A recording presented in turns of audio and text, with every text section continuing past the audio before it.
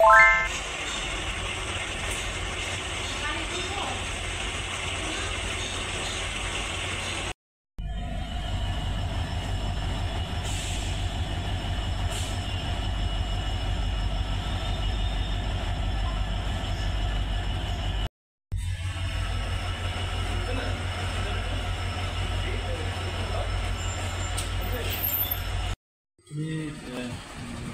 নাম জুটন দত্ত, বয়স 28, বাবার নাম জ্যোতিলাল দত্ত। ওনার বাড়ি মতাই বিলোনিয়া পিএসসির আন্ডারে। তো উনি আমাদের একটা পুরানো কেসে 1-2 ছিলেন।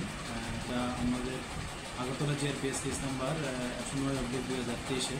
তো ওই কেসটাতে 4 জন বাংলাদেশি ওমেন, তারা বাংলাদেশ ক্রস করে আমাদের ইন্ডিয়াতে এসেছিল এবং আমাদের রেল স্টেশনে ধরা পড়েছিল। তো ওদের সূত্রপাত ধরেই মানে ডিউরিং ইনভেস্টিগেশন এটা এসেছে যে মানে উনি তাদেরকে ভারতে আনতে এবং অবৈধভাবে আনতে সহায়তা করেছেন।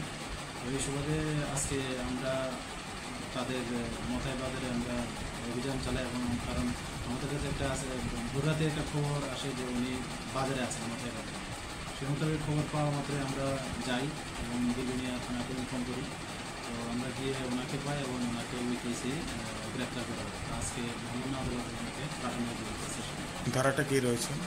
ধারাটাতে আছে ওই ফৌজদারি যারা আছে, আধার কার্ড বা সব কিছু জালিয়াতি যে ধারা, তারপর আইপিপি একটা আছে, ফরেনার একটা আছে। আর উনি রেকর্ডে দেখলাম উনি আগেও আমাদের যে এনআই গুয়াহাটি ব্রাঞ্চ আছে, ওনারাও ওনাকে অ্যারেস্ট করেছিল ওনাদের একটা কেসের সঙ্গে যুক্ত থাকার অভিযোগে। তিনি ওটাতেও ইনভলভ ছিল এবং ওটাতেও চার্জশিট হয়েছে।